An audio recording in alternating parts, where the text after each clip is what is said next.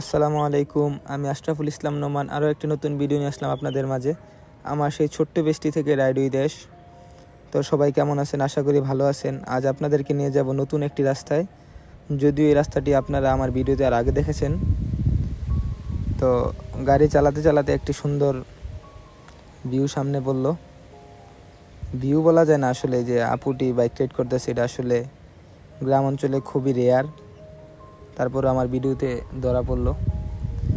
আসলে বলতে গেলে কি, সাহসীদের সাথে ভাগ্য থাকে। তো আপুটি হচ্ছে সাহস করে বাইক চালানো শিখছে, তাই হয়তো বা বাইকটা চালাইতে পারতেছে। সেটাই আসলে কথা, এইদিকে না বাড়াই। কথা হচ্ছে যেই রাস্তাটি দেখাবো অবশ্যই দেখেন। রাস্তাটির কথা মনে আছে কিনা আপনাদের?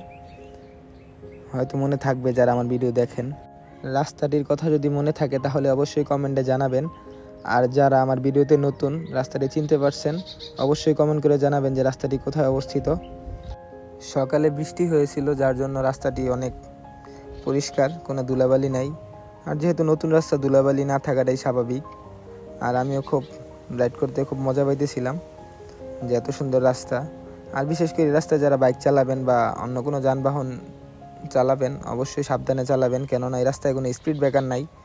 তাই স্পিডটি লিমিটে রাখবেন। কারণ দেখা যাইতেছে এমন একটি রাস্তা পাইলে আমরা যারা বাইকার আছি কারোই মাথা ঠিক থাকে না। বিশেষ করে অন্য রাইডার যারা আছে, তারাও যারা অটো চালায় তারাও আমাদের থেকে আস্তে চালায় না। আমি একদিন দেখছিলাম যে অটো মোটামুটি 35-36 কিলোমিটার পার আওয়ারে আমার ওভারটেক করছে।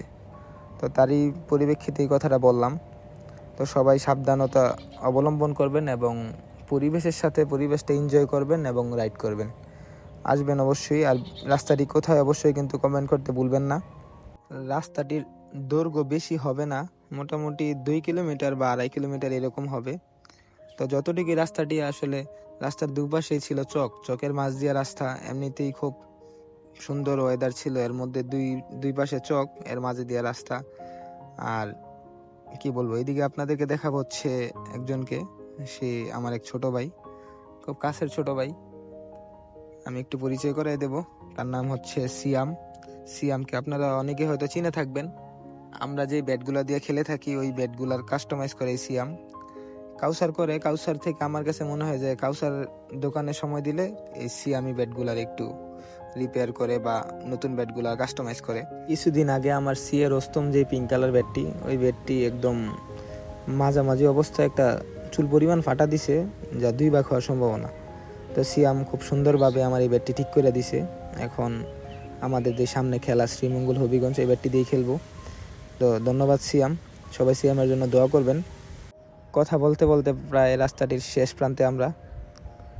এই নীল আকাশ এবং সাদা মেঘ, তার নিচে বাইক রাইড। এত সুন্দর একটি রাস্তা, এত সুন্দর একটি পরিবেশ। আপনাদের কেমন লাগছে অবশ্যই আমাকে জানাবেন। আর আমার ভিডিও কেমন লাগে আপনাদের কাছে সেটাও জানাবেন। ভুল ত্রুটি ক্ষমার দৃষ্টিতে দেখবেন। কোনো উপদেশমূলক বক্তব্য থাকলে বা কোনো কথা থাকলে আমার অবশ্যই কমেন্ট করে জানাবেন। তো সবাই ভালো থাকবেন, সুস্থ থাকবেন এই কামনা করি। আসসালামু আলাইকুম।